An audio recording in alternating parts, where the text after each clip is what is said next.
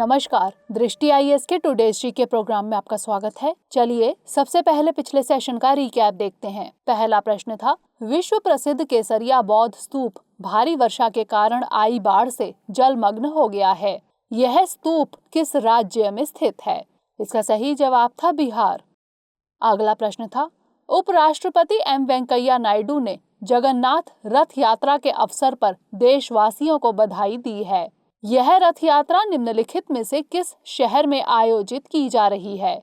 इसका सही जवाब था पुरी। अगला प्रश्न था, आमेर किले के पास स्थित वॉच टावर वाले क्षेत्र में सेल्फी ले रहे लोगों के समूह पर बिजली गिरने से 15 से ज्यादा लोगों की जान चली गई। आमेर का किला किस राज्य में स्थित है? इसका सही जवाब था राजस्थान। अगला प्रश्न था, बिहार राज्य के कलाकारों ने राष्ट्रीय कला अकादमी यानी ललित कला अकादमी से कोविड-19 महामारी से उपजे आर्थिक संकट का सामना करने के लिए एक कल्याणकारी कार्यक्रम शुरू करने का अनुरोध किया है। ललित कला अकादमी कहाँ स्थित है? इसका सही जवाब था नई दिल्ली। अगला प्रश्न था, सिक्किम में पाए जाने वाले फूलों के पौधों की प्रजातियों के संदर्भ में निम्नलिखित कथनों पर विचार कीजिए।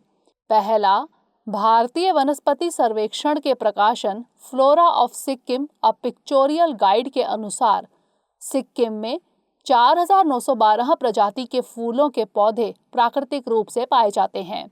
दूसरा, सिक्किम में फूलों के पौधों की विविधता 7096 वर्ग किलोमीटर के क्षेत्र में फैली हुई है। तीसरा, भारतीय वनस्पति सर्वेक्षण का मुख्यालय गुवाहाटी में स्थित है। उपर्युक्त में से कौन सा या से कथन सत्य है या फिर है? इसका सही जवाब था केवल 1 और 2। अगला प्रश्न था, किस राज्य को विभाजित करके कोंगू नाडु संघ राज्य क्षेत्र का गठन करने की खबर चर्चा में है? इसका सही जवाब था तमिलनाडु। अगला प्रश्न था, दुनिया का सबसे बड़ा नदी द्वीप माजुली विलुप्त होने की कगार पर है। यह द्वीप किस राज्य में स्थित है? इसका सही जवाब था असम। अगला प्रश्न था, हिमाचल प्रदेश में मांझी नदी में भारी बारिश के कारण बाढ़ की स्थिति बनी हुई है। इस बाढ़ से निम्नलिखित में से कौन सा शहर प्रभावित हुआ है? इसका सही जवाब था धर्मशाला। अगला प्रश्न था, उत्तर प्रदेश ने नई जनसंख्या नीति जारी की है। इसके संदर्भ में निम्नलिखित कथनों पर विचार कीजिए। पहला, उत्तर प्रदेश ने 2021 से 2030 के लिए राज्य की नई जनसंख्या नीति की शुरुआत की है। दूसरा, इस नीति का लक्ष्य 2026 तक कुल प्रजनन दर को 2.7 से घटाकर 2.1 और 2030 तक 1.7 करना है। तीसरा, राज्य की इस नीति का उद्देश्य 2030 तक जीवन प्रत्याशा को 64.3 से 69 तक करना है। उपर्युक्त में से कौन सा या से कथन सत्य है या फिर है? इसका सही जवाब था 1, 2 और 3, यानी सभी कथन सत्य हैं। अंतिम प्रश्न था, टेनिस खिलाड़ी नोवाक जोकोविच ने इटली के मेटेओ बेरेटिनी को हराकर विंबलडन 2021 का खिताब जीत लिया है। नोवाक जोकोविच किस देश के खिलाड़ी हैं? इसका सही जवाब था सर्बिया। शुरुआत करते हैं आज के सेशन की। सबसे पहले देखेंगे अभ्यास प्रश्न। निम्नलिखित में से किस शहर में देश के पहले निजी एलएनजी सुविधा संयंत्र यानी एलएनजी फैसिलिटी प्लांट का उद्घाटन किया गया है? बेंगलुरु, नागपुर, इंदौर या फिर लखनऊ? इसका सही जवाब है ऑप्शन बी, नागपुर। सड़क परिवहन और राजमार्ग मंत्री नितिन गडकरी ने नागपुर में देश के पहले निजी एलएनजी सुविधा संयंत्र का उद्घाटन किया। इस अवसर पर उन्होंने वैकल्पिक जैव ईंधन के महत्व पर जोर दिया।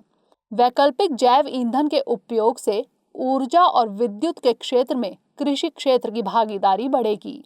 तो इस तरह इस प्रश्न का सही जवाब है ऑप्शन बी, नागपुर। हमारे वीडियो अंग्रेजी में देखने के लिए फॉलो करें हमारा ही दूसरा यूट्यूब चैनल दृष्टि आईएएस इंग्लिश।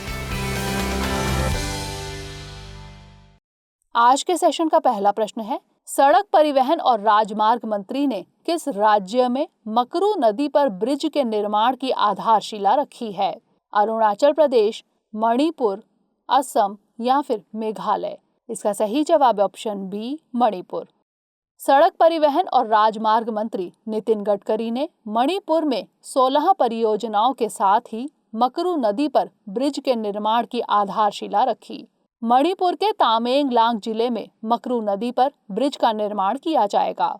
मकरू नदी ब्रिज प्रोजेक्ट की लागत 45 करोड़ रुपए है। मकरू ब्रिज मणिपुर की राजधानी इम्फाल से 189 किलोमीटर की दूरी पर स्थित है। यह ब्रिज असम और मणिपुर के साथ साथ राज्य के अन्य महत्वपूर्ण स्थानों के बीच संपर्क स्थापित करेगा। तो इस तरह इस प्रश्न का सही जवाब है ऑप्शन बी, मणिपुर। अगला प्रश्न है, दुनिया के सबसे ज्यादा तेल के भंडार वाले किस देश के लिए अमेरिका ने कंपनियों को एलपीजी के निर्यात की अनुमति दी है? वेनेजुएला, ईरान, इराक या फिर सऊदी अरब? इसका सही जवाब है ऑप्शन ए, वेनेजुएला। दुनिया के सबसे ज्यादा तेल के भंडार वेनेजुएला में स्थित है। अमेरिका ने कंपनियों को दक्षिण अमेरिका महाद्वीप के वेनेजुएला को एलपीजी यानी लिक्विफाइड पेट्रोलियम गैस के निर्यात की अनुमति दी है। वेनेजुएला कुकिंग गैस की कमी की समस्या से जूझ रहा है। इस अनुमति के साथ ही वेनेजुएला पर लगे निर्यात प्रतिबंधों को कम किया जा रहा है। वेनेजुएला दक्षिण अमेरिका महाद्वीप के उत्तरी छोर पर स्थित है।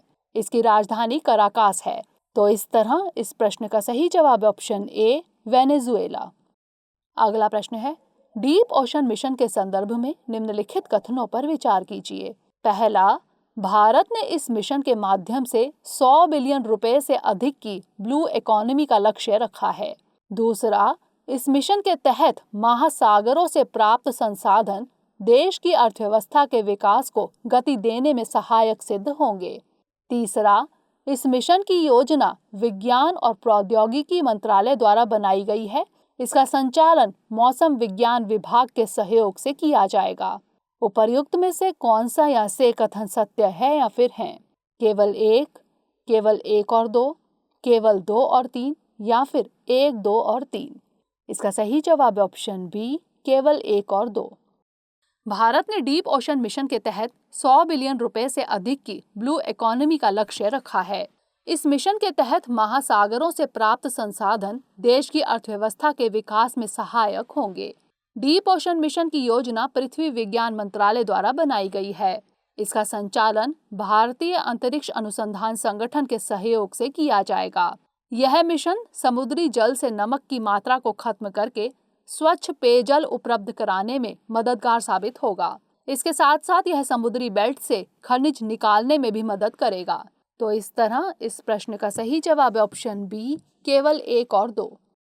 अगला प्रश्न है, बिजली कंपनी एनटीपीसी की सहायक कंपनी एनटीपीसी रिन्यूएबल एनर्जी यानी एनटीपीसी आरईएल ने किस राज्य या संघ राज्य क्षेत्र में देश के पहले ग्रीन हाइड्रोजन मोबिलिटी प्रोजेक्ट की स्थापना की घोषणा की है? हिमाचल प्रदेश, जम्मू कश्मीर, लद्दाख या फिर सिक्किम? इसका सही जवाब है ऑप्शन सी, लद्दाख।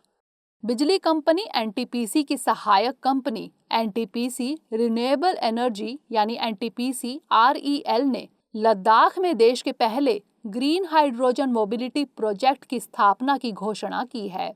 इसके लिए एनटीपीसी आरईएल ने संघ राज्य क्षेत्र लद्दाख के साथ समझौता ज्ञापन पर हस्ताक्षर किए हैं। यह प्रोजेक्ट नवीकरणीय ऊर्जा स्रोतों और ग्रीन हाइड्रोजन के आधार पर लद्दाख को कार्बन मुक्त अर्थव्यवस्था विकसित करने में मदद करेगा। यह प्रोजेक्ट लेह में स्थापित किया जाएगा। इसके साथ ही लेह ग्रीन हाइड्रोजन मोबिलिटी परियोजना को लागू करने वाला देश का पहला शहर बन जाएगा। तो इस तरह इस प्रश्न का सही जवाब है ऑप्शन सी, लद्दाख।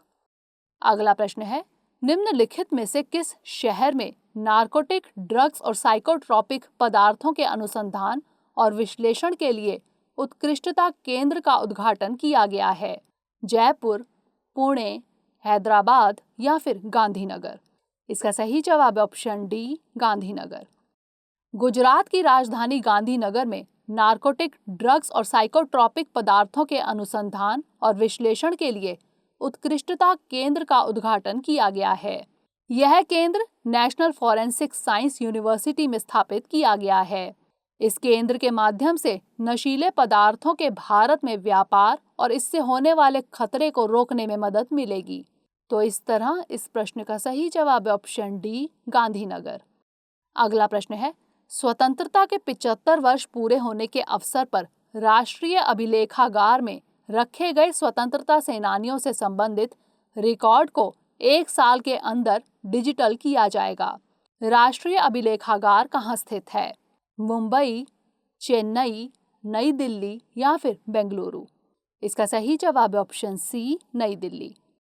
स्वतंत्रता के 75 वर्ष पूरे होने के अवसर पर राष्ट्रीय अभिलेखागार में रखे गए स्वतंत्रता सेनानियों से संबंधित रिकॉर्ड को 1 साल के अंदर डिजिटल किया जाएगा। राष्ट्रीय अभिलेखागार नई दिल्ली में स्थित है।